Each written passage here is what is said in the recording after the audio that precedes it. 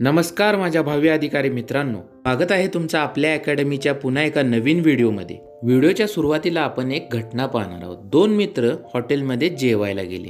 जेवून झाल्यानंतर ते ज्यावेळी बिल काउंटरवरती बिल पे करायला जातात त्यावेळी हॉटेल मालक त्यांना बिल देतो. तर एक मित्र म्हणतो, एवढे कसे बिल झाले? मागच्या वेळी तर एवढं होते ना, आत्ता कसं काय वाढलं? तर हॉटेलचा मालक म्हणतो, साहेब GST त्यामध्ये ॲड केलेलं आहे. GST म्हणजे काय?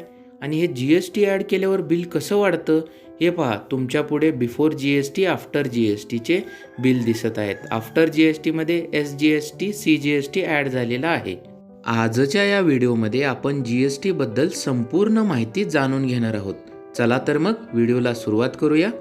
आपले आजचे मुद्दे आहेत GSTचा परिचय, GSTची मुख्य वैशिष्ट्ये, CGST, SGST, IGST म्हणजे काय, GSTचा वैधानिक आधार, GSTद्वारे आणलेल्या सुधारणा, GSTचे फायदे, GST अंतर्गत सवलती, GST समोर असलेली आव्हाने व निष्कर्ष म्हणजे GSTचे कन्क्लुजन. सगळ्यात पहिल्यांदा आपण GST म्हणजे काय हे पाहून घेऊया.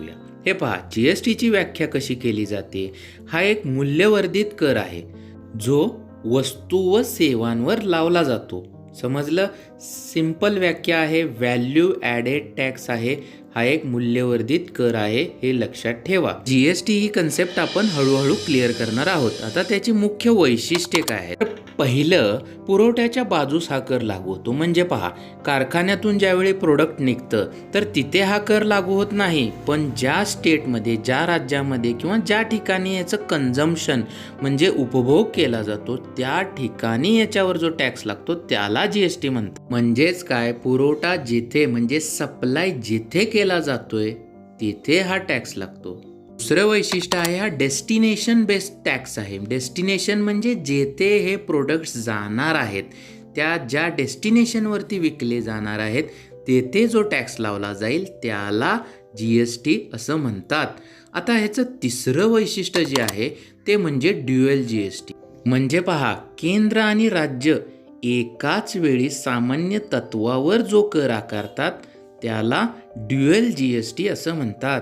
मग हे CGST SGST म्हणजे काय? चला तर आता GSTचे प्रकार आपण पाहूया. केंद्राद्वारे आकारल्या जाणाऱ्या GSTला CGST म्हणतात आणि राज्याद्वारे आकारल्या जाणाऱ्या GSTला SGST म्हणतात. म्हणजे सेंट्रल GST आणि स्टेट GST. आणि GSTचा तिसरा प्रकार आहे IGST, इंटरस्टेट GST. म्हणजेच काय, अंतर्गत म्हणजे आंतरराज्य ज्या वस्तू व मालाचा पुरवठा केला जातो त्यावरती जो कर लावला जातो त्याला एकात्मिक GST असं म्हटलं जातं. हा GST जो गोळा केलाय त्याचं विभाजन कसं केलं जातं? तर यासाठी GST परिषद निर्माण केलेली आहे आणि GST परिषदेच्या शिफारसीनुसार राज्य आणि केंद्रामध्ये या GSTचे विभाजन होते. पुढचा महत्वाचा मुद्दा, हे GSTचे दर नेमके कसे ठरवले जातात? तर हे जे CGST, SGST, IGST आहेत, हे जे दर आहेत ते केंद्र व राज्याच्या सहमतीने GST परिषद हे दर ठरवते. ओके. आता सुरुवातीला ज्यावेळी GST आले त्यावेळी याचे एकाधिक दर होते, म्हणजे खूप सारे, एकापेक्षा जास्त, 5%, 12%, 16%, 28% अशा या स्लॅबमध्ये वेगवेगळ्या वस्तूंवरती कर लावले गेले होते. आता आपण पुढे इम्पॉर्टंट काय पाहायचं आहे, GSTचा वैधानिक आधार. सर्वप्रथम 2014 मध्ये हे विधेयक संसदेमध्ये 122वी घटना दुरुस्ती म्हणून सादर करण्यात आलं. नंतर काय झालं, 2016 मध्ये संसदेने हे विधेयक पास केले आणि त्यामुळे त्याचं नामांकन GST 101वी घटना दुरुस्ती अधिनियम 2016 असे करण्यात आले.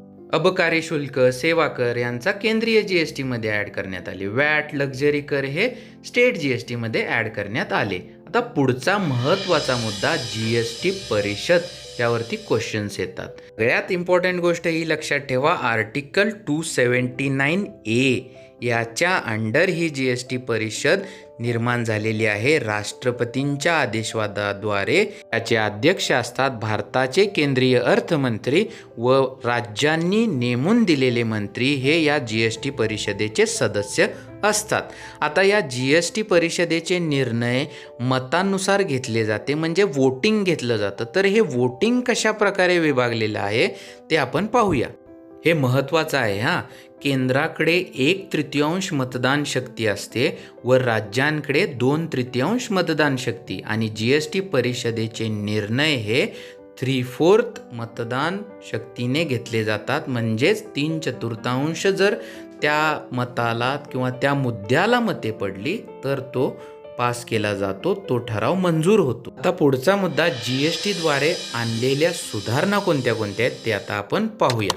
पहिली तर सुधारणा आहे कॉमन नॅशनल मार्केट, म्हणजे सामान्य राष्ट्रीय बाजाराची निर्मिती. केंद्र आणि राज्याचे कर एकाच करात एकत्रित केल्यामुळे काय झालं, या राष्ट्रीय बाजाराच्या निर्मितीला सोयीस्कर मार्ग निर्माण झाला. दुसरं आहे कॅस्कॅडिंग इफेक्ट कमी केले, म्हणजेच दुहेरी कर जे लागत होते, एकाच वस्तूवर 2-3 वेळा कर लागत होते, ते या GSTने काय केलं, संपूर्ण संपवून टाकलं. त्यामुळे राष्ट्रीय बाजाराला सोयीस्कर मार्ग निर्माण झाला. तिसरी सुधारणा आहे कराच्या ओझ्यामध्ये कपात झाली. सगळ्यात महत्त्वाचा ग्राहकाच्या दृष्टिकोनातून हा मुद्दा आहे. चौथी सुधारणा, भारतीय प्रोडक्ट्स इंटरनॅशनल व डोमेस्टिक मार्केटमध्ये काय झाले, अधिक स्पर्धात्मक बनले. या वन नेशन वन टॅक्स पद्धतीमुळे गव्हर्नमेंटला सुद्धा काय झालं, प्रशासन करायला अधिक सुलभीकरण झालं. म्हणजेच हे टॅक्स गोळा करणे, टॅक्स कर चुकवेगिरी पाहणे, हे सगळं GSTमुळे सोपं झालं. आता आपण पाहूया GSTचे नेमके फायदे कोणते झाले. गव्हर्नमेंटला, ग्राहकांना, व्यापाऱ्यांना.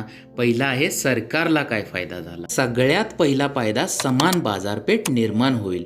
कराचे सुलभीकरण आणि कर अनुपालन वाढेल लोकांमध्ये, आणि नंतर कर चुकवेगिरी ही जी आहे त्यापासून लोक परावृत्त होतील GSTमुळे. सरकारचं झाले, पण व्यापाऱ्यांना काय फायदा झाला यापासून, कमी सवलतीसह सोपी कर व्यवस्था निर्माण झाली.